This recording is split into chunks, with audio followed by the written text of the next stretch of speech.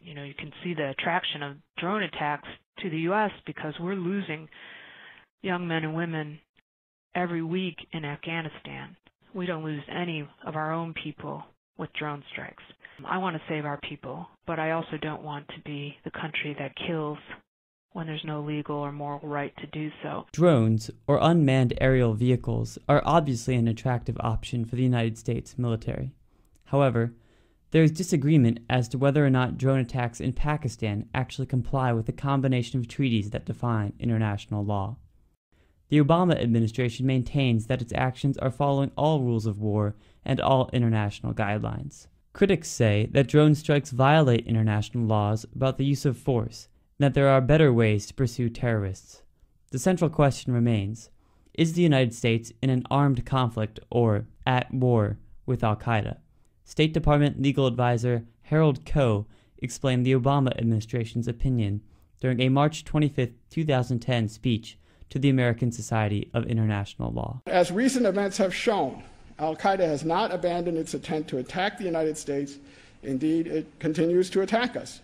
And thus, in this ongoing armed conflict, the U.S. has the authority under international law and the responsibility to its citizens to use force, including lethal force, to defend itself, including by targeting persons such as high-level al-Qaeda leaders who are planning attacks. University of Michigan law professor Steve Ratner explains the armed conflict distinction gives the Obama administration far-reaching powers, allowing them to justify targeted killings of terrorists using drones. If you are operating in an armed conflict situation, then you are allowed to kill an enemy combatant without any questions. You're allowed to kill them when they're sleeping, you're allowed to kill them when they're in the bathroom, you're allowed to kill them, as long as the war's going on.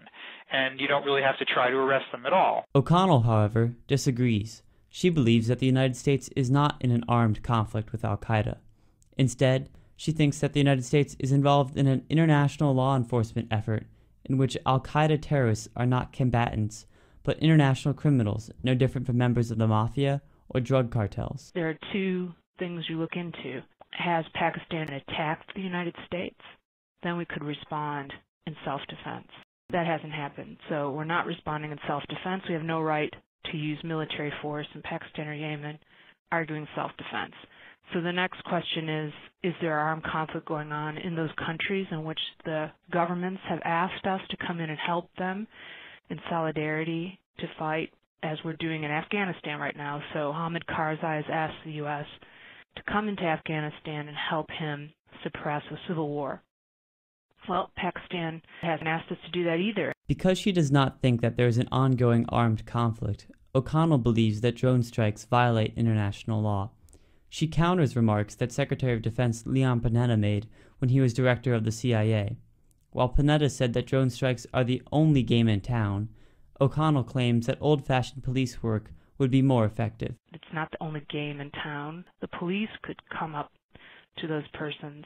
We've long handled the problem of terrorism through criminal justice methods, and that's what counterterrorism experts and various studies show is the right way to handle a problem of militant or violent organized groups like the ones in Pakistan. In this discussion, it is important to note the definition of war or armed conflict, because this is where much of the controversy lies. According to Ratner, international law recognizes two kinds of war: interstate war, an armed conflict between two states, and civil war, an armed conflict between a state and a non-state actor, such as a rebel group. Since al-Qaeda is a transnational non-state actor not limited to one specific country, some experts, such as O'Connell, believe the United States needs to be involved in more international police work.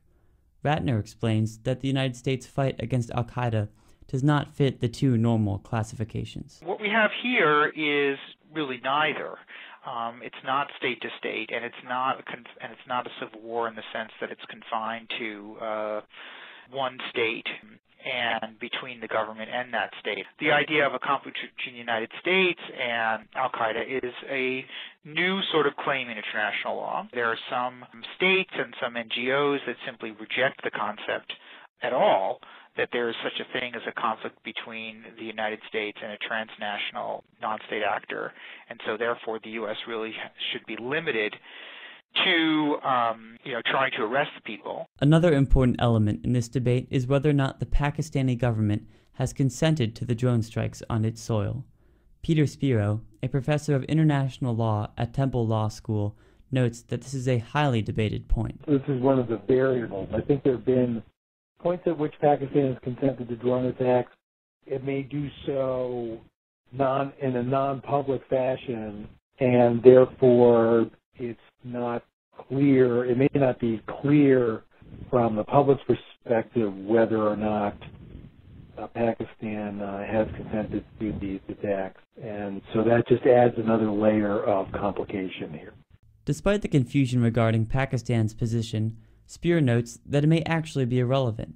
Some say that the United States could still conduct drone attacks without explicit Pakistani consent. Except that Pakistan withdraws its consent to these attacks, then Pakistan's sovereignty becomes a part of the legal mix. In the same way that it did, for instance, with respect to the operation that resulted in the killing of Osama bin Laden. There is a test under which such operations can be justified, notwithstanding the lack of consent from a territorial government. And that here the question becomes one of whether Pakistan is either unwilling or unable to take action against these adversary forces. Ratner agrees, noting that even if Pakistan does not consent, there is a theory that drone attacks may still be legal. This, however, is assuming that the United States is operating in an armed conflict. The idea would be that if a state is the victim of an armed attack or is under continued threat of armed attack from a non-state actor like a transnational terrorist group, that it has a right to respond against that transnational terrorist group wherever it is located, subject to the caveat that the government of that state where it's located should be given every opportunity to try to suppress the group itself. Ratner says that if this does not happen, the so-called victim state could take matters into its own hands. So under that sort of theory, what you would say is that because Pakistan has been unable to suppress the work of al-Qaeda in its territory, that the United States, therefore, as under its right of self-defense, is allowed to respond. It is clear that no consensus has been reached for many of the legal questions in the drone issue. Regardless, Spiro does not believe they will disappear anytime soon. Although there have been questions raised about the legality of such attacks, the strategic advantage of these attacks is so great that it would require really an about-face on the part really of the world community with respect to their use. So I think that these drones are likely to be the weapon of choice going forward. For now, it's not clear how the legal debate will affect strategy. The Obama administration believes there are great political and strategic benefits to using drones, and there is no sign use will end in the foreseeable future. For World News Radio, I'm Stuart Russell.